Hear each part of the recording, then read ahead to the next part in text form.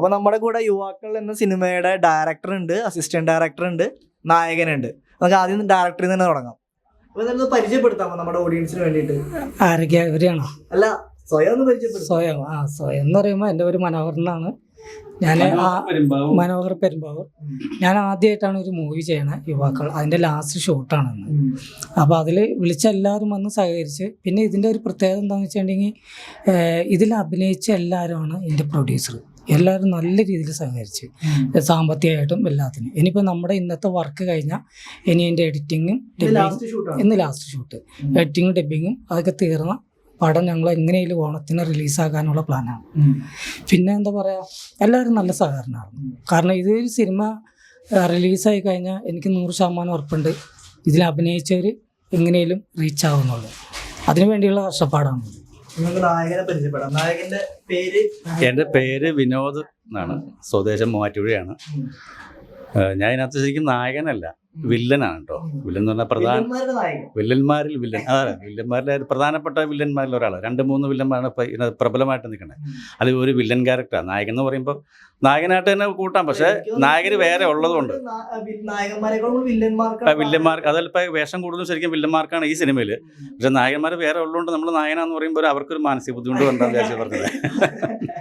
ഞാൻ കുറേ മണിമാഷായിട്ട് ഞങ്ങൾ ഒരുമിച്ച് ചില ഷോർട്ട് മൂവികളൊക്കെ ഒരുപാട് വർക്ക് ചെയ്തിട്ടുണ്ട്. പിന്നെ ഞാൻ ഏഷ്യാനെറ്റിലെ സിനിമാല എന്ന പ്രോഗ്രാം 2-3 വർഷം ഉണ്ടായിരുന്നു. 2009, 10, 11, 3 വർഷം സിനിമാലയിലുണ്ടായിരുന്നു. ഞാൻ സിനിമാലിൽ നിന്ന് പോയിപ്പോൾ അങ്ങനെ പിന്നെ അടുത്ത് തുടങ്ങി ബഡായി ബംഗ്ലാവിലെ. അപ്പോൾ പയ്യൻ നമ്മുടെ അടുത്ത് പിന്മാറിയായിരുന്നു. അഭിനയം ഉണ്ടായിരുന്നു. പിന്നെ ഒരുപാട് ഷോർട്ട് മൂവീസ് ചെയ്തിട്ടുണ്ട്. ഒരു പുറത്തിറങ്ങാൻ പോകുന്ന സിനിമയും ചെയ്തിട്ടുണ്ട്, വേറെ സിനിമ ഡാഡി കൂടുന്ന പേരിൽ. അത് ഇറങ്ങിയിട്ടില്ല. ഇനിയിപ്പോൾ ഇറങ്ങുമെന്ന് പറയാനും പാടില്ല കേട്ടോ. ഞാൻ തന്നെയായിരുന്നു ലീഡ് റോള്. ഞാനായിരുന്നു. അത് തിയേറ്റർ മൂവിയാണ്, പക്ഷേ അത് തൽക്കാലം പെൻഡിങ് ഇരിക്കുക. ഡയറക്ടർ പയസ് എന്ന് പറഞ്ഞ പുതുമുഖ സംവിധായകനാണ്.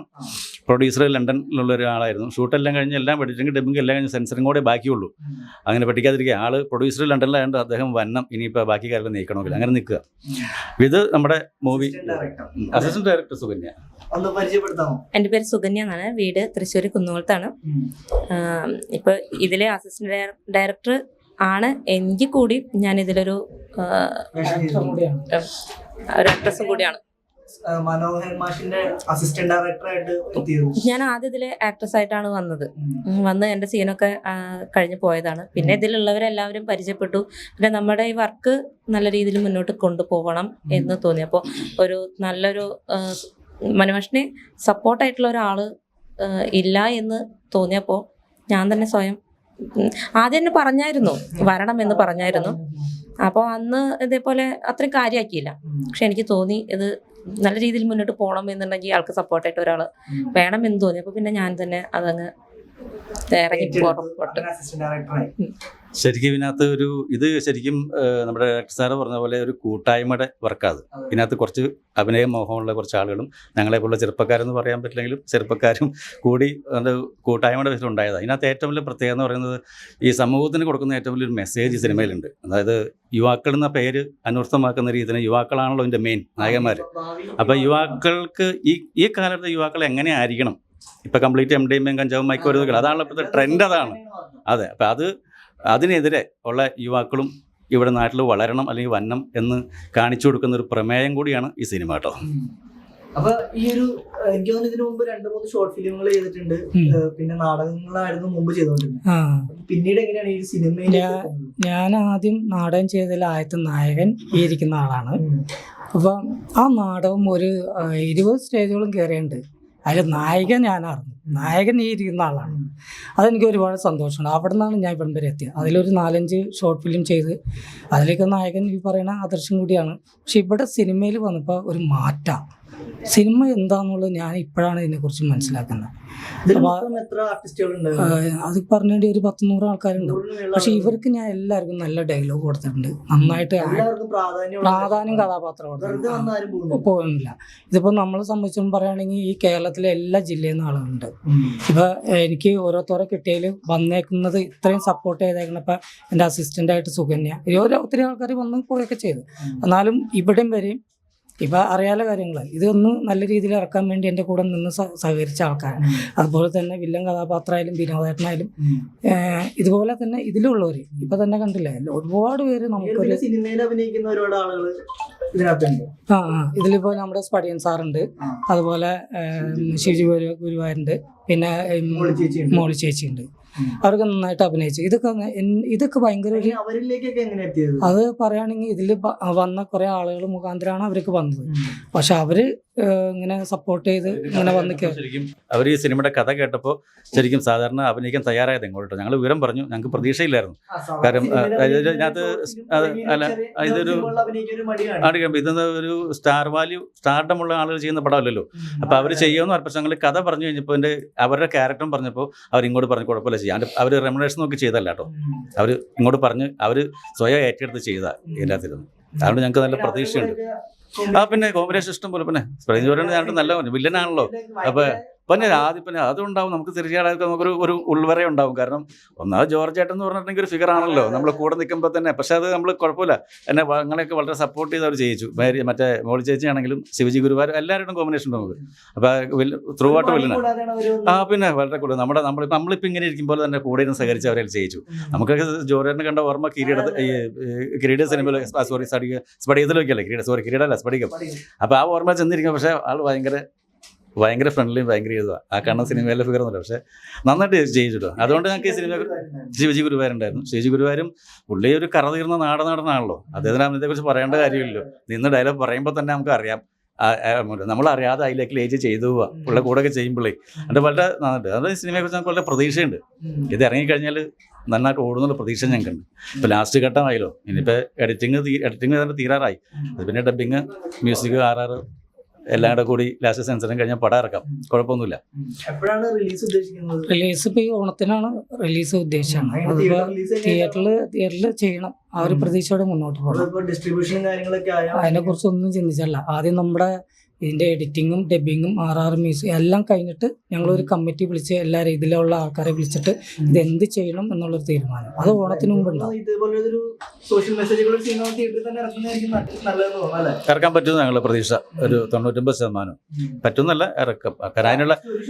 അതിനുള്ള കണ്ടന്റ് ഉണ്ടെന്നുള്ളതാണ് മെയിൻ. അതിനുള്ള കണ്ടന്റ് സിനിമയ്ക്കകത്തുണ്ട്. വെറുതെ ഒരു തട്ടിക്കൂട്ട് സിനിമ പോലെയല്ല. ഇതിനകത്തൊരു കണ്ടന്റ് ഉണ്ട്, ഒരു ആശയമുണ്ട്. ഞാൻ പറഞ്ഞില്ലേ, ഒരാശയമുണ്ട്, സ്റ്റോറിയുണ്ട്. എല്ലാ ക്യാരക്ടേഴ്സും എല്ലാം നല്ല കറക്റ്റ് ക്യാരക്ടേഴ്സിനും നമ്മൾ വെച്ചിട്ടുണ്ട്. ഈ നല്ല സ്പടിയൻ ചോറേട്ടനും ശിവജി ഗുരുവായൂരും ഈ മോളി ചേച്ചി കൂടെ വന്നപ്പോൾ തന്നെ പിന്നല്ലേ അവർക്ക് ഇതിനകത്ത് നന്നായിട്ട് ചെയ്തിട്ടുണ്ട്. നന്നായിട്ട് ചെയ്യൂല അങ്ങനെയല്ല ഉദ്ദേശിച്ചാൽ നമ്മളെ നന്നായിട്ട് സഹകരിച്ച് ചെയ്തിട്ടുണ്ട്. അതിൻ്റെ പടം എന്തായാലും തിയേറ്ററിൽ ഇറങ്ങിയാൽ 100% വിജയമായിരിക്കും ഉറപ്പായിട്ടും. ഇത് ഒരു കൂട്ടം കലാകാരുടെ ഒരു പ്രതീക്ഷയാണ്. എന്താണ് ഈ ഫിലിം ഫീൽഡ് എന്ന് പോലും അറിയാത്ത ഒരുപാട് ആർട്ടിസ്റ്റുകൾ ഈ സമൂഹത്തിനിടയിൽ താഴ്ന്നു കിടക്കുന്ന കഴിവുകളൊന്നും പുറത്തു കൊണ്ടുവരാൻ ഒരു അവസരമില്ലാതെ കിടക്കുന്ന ഈ ഒരു സാഹചര്യത്തിൽ അതെ അപ്പൊ എന്താണ് ഫിലിം, എന്താണ് അങ്ങനെ ഒരു ഫ്രെയിം ക്യാമറയുടെ മുന്നിൽ ആദ്യമായിട്ട് വന്ന് നിൽക്കുന്നത്. റീൽസ് ചെയ്യുന്നവരൊക്കെ ഉണ്ട്, പക്ഷെ അത് നമ്മൾ 4 ചുവരുകൾക്കുള്ളിൽ നിന്ന് ചെയ്യുന്ന ആളുകളാണ് കൂടുതൽ ആളുകൾ. പക്ഷെ അവരിൽ നിന്നൊക്കെ അവർക്കൊക്കെ ഒരു വല്ലാത്തൊരു എക്സ്പീരിയൻസ് ആണ് ഈ യുവാക്കൾ എന്ന് പറയുന്നത്. കാരണം ഇപ്പോൾ പലരും നമ്മളുടെ കൂടെ വർക്ക് ചെയ്ത പലരും ഇങ്ങനെ പറയുമ്പോൾ മേഡം ഞങ്ങൾ അത്രയും പേടിച്ചിട്ടാണ് വന്നത്. പക്ഷെ അവിടെ വന്ന് നോക്കുന്ന സമയത്ത് സാധാരണത്തെ പോലെ ഒരു ഡയറക്ടറുടെ വകയുള്ള ഒരു വഴക്ക് അങ്ങനത്തെ ഒന്നുമില്ല. നമുക്ക് ഫ്രണ്ട്ലി ആയിട്ട് കാര്യങ്ങൾ പറഞ്ഞു തരുന്നത്, സംസാരിക്കുന്നു. അപ്പോൾ ആ ഒരു ഫ്രെയിമിൽ എത്തിപ്പെടാൻ ഒരുപാട് കഴിവുള്ള കലാകാരന്മാർക്ക് സാധിച്ചിട്ടുണ്ട്. ഈ മൂവി പുറത്തിറങ്ങിക്കഴിഞ്ഞാൽ അവർക്കൊക്കെ ഒരു നല്ലൊരു ഓപ്പർച്യൂണിറ്റിയാണ് യുവാക്കൾ മൂവി എന്ന് പറയുന്നത്. അതെല്ലാവരും തിയേറ്ററിൽ പോയിട്ട് കാണണം, കണ്ട് സപ്പോർട്ട് ചെയ്യണം. ഇത് സമൂഹ മാധ്യമങ്ങളിലും പിന്നെ അതുപോലെ നമ്മളുടെ ഫാമിലിയിലും എല്ലായിടത്തും ഇത് നല്ല രീതിയിൽ തുറന്ന് കാണിക്കാൻ പറ്റുന്ന ഒരു ഫിലിമാണ്. എല്ലാവരും പോയി കാണണം, സപ്പോർട്ട് ചെയ്യണം എന്ന് തന്നെയാണ് സമൂഹത്തിനോട് പറയാനുള്ളത്. ഒടിച്ച് പറയാനുള്ളത് ഇപ്പോൾ സുകന്യ പറഞ്ഞ പോലെ നല്ല കാര്യങ്ങൾ മാത്രമേ പറയാനുള്ളൂ. ഞാൻ ആദ്യമേ പറഞ്ഞല്ലോ, ഇതൊരു നല്ല മൂവിയാണ്, നല്ല ആശയമുള്ള മൂവിയാണ്. ഇപ്പോഴത്തെ ട്രെൻഡിയായിട്ട് ഇപ്പോഴത്തെ കാലഘട്ടത്തിന് ആവശ്യപ്പെടുന്ന സിനിമയാണിത്. അതുകൊണ്ട് ഇത് ഇറങ്ങാൻ വിജയിക്കുന്നുള്ള ഉറപ്പ് ഞങ്ങളുടെ പ്രതീക്ഷകൾ പറഞ്ഞല്ലോ. അപ്പോൾ എല്ലാവരും സിനിമ കാണുക, കണ്ട് പ്രോത്സാഹിപ്പിക്കുക, ഞങ്ങളെ പോലെ കലാകാരന്മാരെ പ്രോത്സാഹിപ്പിക്കുക, ഞങ്ങളൊക്കെ ഉയർന്നു വരട്ടെ. ഇതിനകത്ത് മറ്റേ റഫീഖ് പറഞ്ഞ പോലെ ഇതിനകത്ത് മമ്മൂട്ടി മുതലാളി ഉണ്ടെങ്കിലോ നമ്മുടെ ഗ്യാങ്ങിൽ അവർ തെളിഞ്ഞെളിച്ച് വരട്ടെ. പുതിയ ശരിക്കും ഇപ്പോൾ ഈ മലയാള സിനിമയിൽ കുറച്ച് ആളുകളുടെ ഷോർട്ടേജ് ഉണ്ടല്ലോ. ഇപ്പോൾ ഒടുവിൽ ഉണ്ണികൃഷ്ണൻ, തിലകൻ, ഭരതൻ, പത്മരാജൻ, അങ്ങനെ കുറേ ഷോർട്ടേജുകളുണ്ട് മലയാള സിനിമയ്ക്ക്. അപ്പോൾ അവർക്ക് പകരക്കാരും വന്നിട്ടില്ല. അവർക്ക് പകരക്കാർ വരലും നടക്കില്ല എന്നറിയാം. എന്നാലും ആ ഒരു റേഞ്ചിൽ തൊട്ട് നോക്കുകയാണെങ്കിൽ ഇപ്പോൾ ബ്ലസ് ചെയ്യും പോലെ കമലിൻ്റെ അവർക്ക് പടം പോലെ അങ്ങനത്തെ സിനിമകളില്ല. ഈ സിനിമ അങ്ങനത്തെയാണെന്നല്ല കേട്ടോ പറഞ്ഞു. അപ്പോൾ അങ്ങനത്തെ ആ ഒരു പാരമ്പര്യം, അതിൻ്റെ ഒരു ട്രഡീഷനായിട്ട് അതുപോലെയൊക്കെ കഴിവുള്ള ആളുകൾ തെളിഞ്ഞു വന്നെങ്കിൽ ഇങ്ങനെ കൂട്ടായ്മ ഉണ്ടായാലേ പറ്റുള്ളൂ. അതിന് വേണ്ടി കൂടി ഞങ്ങൾ ശ്രമിക്കണം. അങ്ങനെ ഇപ്പോൾ 100 കലാകാരന്മാരുണ്ടെങ്കിൽ അതിനകത്ത് ചിലപ്പോൾ 1-2 ക്ലിക്കായി പോകുന്നു കഴിഞ്ഞാൽ രക്ഷപ്പെടുന്നാൽ അവർ ആ സ്റ്റൈലിലേക്ക് വന്നാൽ പത്മരാജൻ സാറിൻ്റെ സിനിമ നമ്മൾ കണ്ടിട്ടുണ്ടെങ്കിൽ ഉണ്ടല്ലോ അവിടെ എഴുന്നേറ്റ് പോയില്ലോ. ഭരതൻ്റെയോ പടം വരയ്ക്കും പോലെയാണ് സിനിമ ചെയ്യണത് എന്ന് പറഞ്ഞാൽ അതുപോലെയുള്ള കലാകാരന്മാർ ഉരുത്തിരിഞ്ഞ് പറഞ്ഞാൽ ആ ഗ്യാപ്പ് എപ്പോഴും കിടക്കുക. അതിലേക്കുള്ള കലാകാരന്മാരായിട്ട് ഈ മലയാളികൾ എല്ലാവരും ശ്രമിക്കട്ടെ, വരട്ടെ എന്ന് ഞങ്ങൾ പ്രാർത്ഥിക്കുന്നു, ആഗ്രഹിക്കുന്നു. ഞങ്ങൾ അവരോടൊപ്പം ശ്രമിക്കുന്നു. ഞങ്ങൾക്കും വരാം, അവർക്കും വരാം. അപ്പോൾ സിനിമ വിജയിക്കട്ടെ, 100% സക്സസ് ആയിട്ട് ഒരു 200 ദിവസം സിനിമ ഓടട്ടെ എന്ന് ഞാൻ ആഗ്രഹിക്കുന്നു. നമ്മുടെ ക്രൂ അടക്കം എല്ലാവരും ആഗ്രഹിക്കുന്നു. എനിക്കിപ്പോൾ പറയാനുള്ളത് ഒന്നാമത് നമ്മുടെ ഈ ഒരു മൂവിയിലുള്ള എല്ലാ ആർട്ടിസ്റ്റുകളോടും എനിക്ക് ഭയങ്കര സന്തോഷമുള്ളൊരു കാര്യമാണ്. കാരണം വെച്ചിട്ടുണ്ടെങ്കിൽ അവരെ ചീത്ത പറഞ്ഞാലും ഒന്നും പറയില്ല. അത് എന്തെങ്കിലും പൊട്ടിത്തെറിച്ച് കഴിഞ്ഞാൽ അതൊന്നും ഉണ്ടാകുന്ന അതൊക്കെ ചെയ്ത് പിറ്റേ ദിവസം വരും, എല്ലാം ചെയ്യും. പിന്നെ മെയിനായിട്ടെന്നുള്ളത് ഞാൻ ഈ സിനിമ എന്താണെന്നുള്ളത് ശരിക്കും മനസ്സിലാക്കിയുള്ളൊരു കാര്യം, ഒരു അസിസ്റ്റൻ്റ് ഇല്ലാതെ ചെയ്യാൻ പറ്റില്ല. ആ ഒരു കർത്തവ്യം മുഴുവൻ നിറവേറ്റിയത് സുകന്യ. അതിൽ എനിക്ക് ഒരുപാട് സന്തോഷമുണ്ട്. പിന്നെ അതിൻ്റെ കൂടെ ഇപ്പോൾ സുകന്യ ഇല്ലെങ്കിലും രജീഷ്, അതുപോലെ അജ്മൽ, അങ്ങനെ ഇപ്പം നമുക്ക് ഒരു സപ്പോർട്ടായിട്ട് വന്നിട്ടുണ്ട്. എന്നാലും ഇതിൻ്റെ മെയിൻ സംഭവം ചെയ്യണമെങ്കിൽ അത് ഇച്ചിരി ബുദ്ധിമുട്ട് തന്നെയാണ്. അതിന് ഞാൻ എൻ്റെ ഭാഗത്തുനിന്ന് ഒരു ഡയറക്ടർ എന്നുള്ള നിലയിൽ അത് ഞാനിങ്ങനെ കൊണ്ടുപോകുമ്പോൾ അത് എനിക്കെന്തോ ഒരു പറ്റുമെന്ന് എനിക്കറിയാം. പക്ഷെ അതൊക്കെ ഈ സുകന്യയും കൂടി ചെയ്യുമ്പോൾ ഉള്ള ഒരു ഇത് ഞാൻ ആലോചിക്കുക. എന്നാലും നമ്മളെ കൊണ്ട് മാക്സിമം സപ്പോർട്ട് ചെയ്യേണ്ടത്. എന്തായാലും സിനിമ വലിയ നിലയിൽ വിജയിക്കട്ടെ. ഈ ഒരു വിജയം എല്ലാവരും കൂടി ഈ ഗ്രൂപ്പിലുള്ള ഈ സിനിമയിലുള്ള എല്ലാവരും ഒരു വിജയം തന്നെയാണ്. അത് നല്ല രീതിയിൽ വിജയിക്കുന്നുള്ള പൂർണ്ണ വിശ്വാസമുണ്ട്.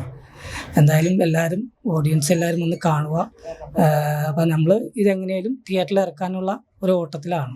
അപ്പം എന്തായാലും സിനിമ ഇറങ്ങുമ്പോൾ ഒരു വൻ വിജയമാവട്ടെ. നിങ്ങൾക്ക് രണ്ടുപേർക്കും അഭിനയമാണ് താല്പര്യം അല്ലേ?